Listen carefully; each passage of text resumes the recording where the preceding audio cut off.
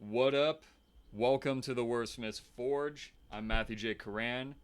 I haven't been posting in a while, and yeah, I just needed a break from like everything, and but I had it on my heart to start making videos again, and just wanted to talk real quick about some stuff that I think might be edifying for people, and kind of goes with like some personal stuff I've been going through, and posted I posted about it on a blog on my website. I'll put the link to it in the description if you're curious. But basically, it was going through a block that I've been having, why it happened, and how I kind of quote unquote overcame it. It's not writer's block. I think writer's block is dumb. I think I don't think it's a real thing. I think it goes much deeper than people realize. At least in my experience. Maybe I'm wrong, but there's no productivity hack, no stupid mantra or anything that got me out of it. There's no like routine that worked. Nothing worked. It was like the words were just sucked right out of me, and I would just sit at my computer, just staring at a screen, not typing anything. And I continued not to type things for several months. So if you want to know how book two is going, I haven't really been writing it all that much. I had to take some breaks. I was doing other stuff, trying to do some side projects while also managing a growing family, which is a challenge in of itself. And yeah, but not giving up on it. Still working on it when I can, and I actually started writing more this morning and got a decent chunk done. You know, but actually, I do have ways of tracking progress on my website. You can also check out. I'll have the link below. And yeah, so things are going to continue happening, but just in God's timing, not mine. And I wanted to touch on what actually was blocking me, because I think this can help a lot of people. And it has to do with emotions, actually. Weirdly enough, because guys nowadays we're told, you know either it's okay to share all of your vulnerabilities and emotions and to express all your emotions, or you're told that emotions are weakness and not to ever express any of them. And I think both of those positions are kind of wrong, because it's okay to have emotions, and yes, you do need to express them. If you don't, or you need to find a way to relieve yourself of them. You can't just bottle them up and pretend they're not there, because it's going to manifest in weird ways and you won't have any idea why. Like, whether it's you'll just randomly blow up at like the weirdest little thing and you're like, whoa, where'd that come from? Or you get really stressed out, or literally your body reacts. Like your posture changes, you have gut issues, all this different kinds of stuff. It comes from stress, but it's ultimately with like a lot of it has to do with repressed emotional trauma that you never work out, and it literally gets stored inside your body. Like it gets stored as tension inside your body. Like something stressful happens, you tense up. Like that stuff stays in you until you work it out. Literally, you work it out. And I didn't realize how prevalent that was in my life. Because like everyone has this. This isn't like a unique thing, or like I had a horrific childhood or anything. Every child is exposed to some level of emotional trauma, even if it's someone like stealing your favorite Power Ranger toy and you never see it again. You have harbored up resentment for the person who did it, and you don't know how to work through it, so like you literally just hold on to it to the point where like you might forget about it, but like it's still there. It's not gone. And these things can manifest in all different kinds of ways, and a lot of times it can prevent you from properly expressing yourself, which is what writing is a form of self-expression. And if you don't learn how to work through this can lead to blocks that keep you from doing the things that you love doing. And this is what I learned. And shout out to Arnold Lescano, who has a channel. I forget the name of it. I think it's Healing House.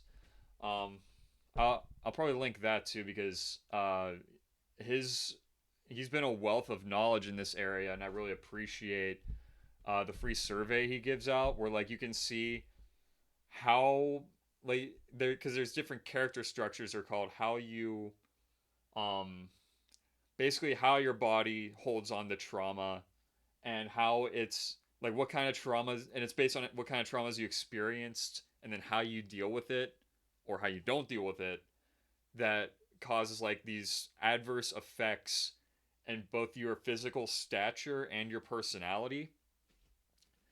And I realized that a lot of the things that I found in the survey were really true. You know, I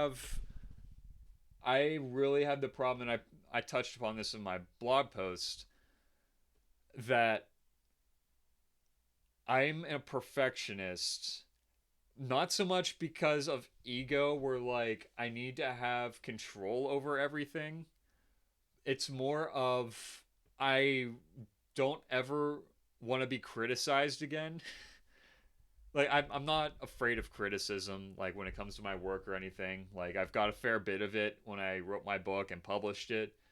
Totally fine. It just made me better. Um but you know, when you're younger and like you receive so much criticism and you don't know how to properly deal with it, it it can create this reaction in you where you then want to be perfect, so then you don't give people any more ammunition.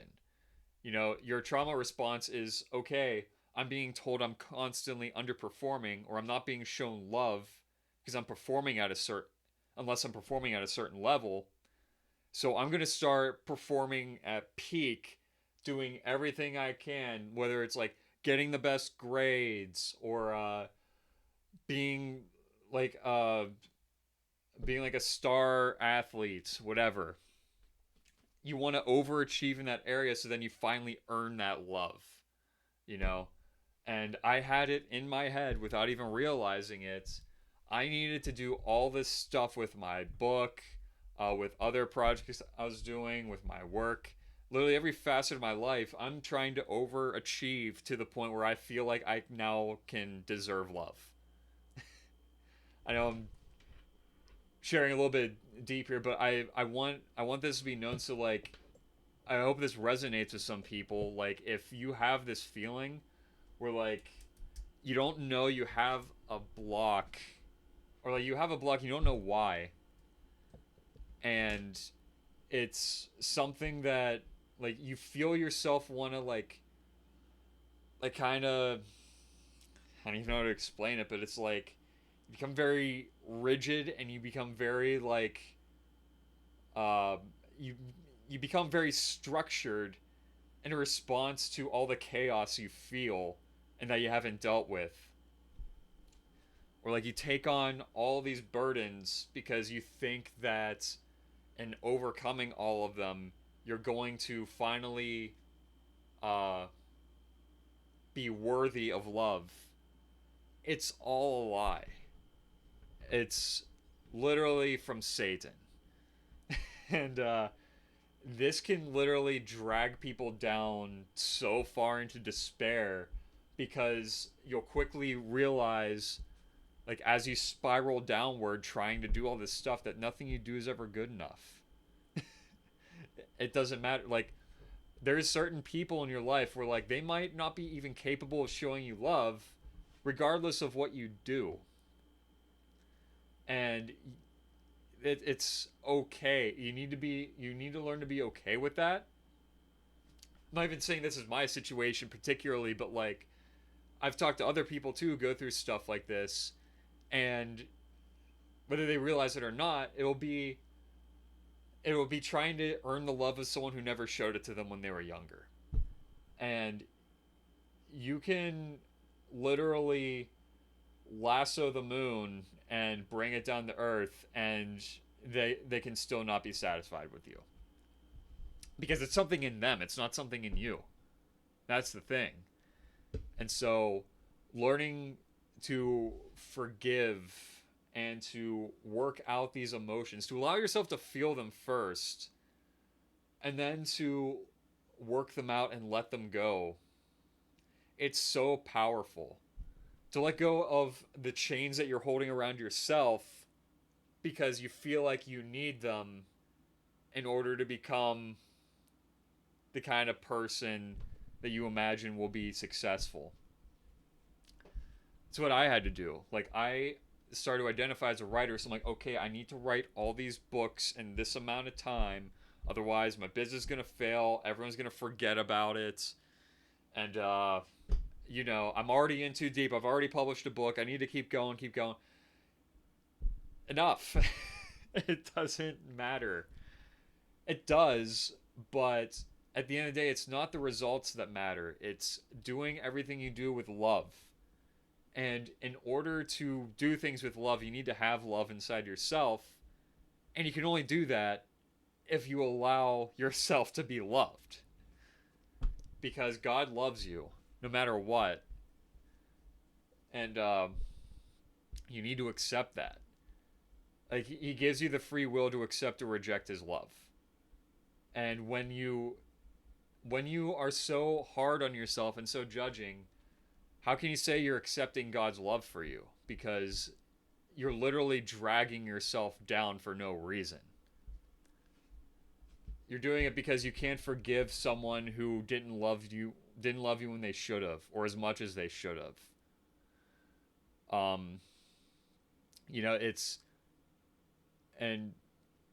It's something that, when you're able to let go of that, you're able to even love that person properly, and that can be a way to mend those relationships. I know this is not really having much to do with writing, but it does at the same time, because when you're writing for the wrong reasons, you can burn out. Your writing can be not as good as it could be otherwise.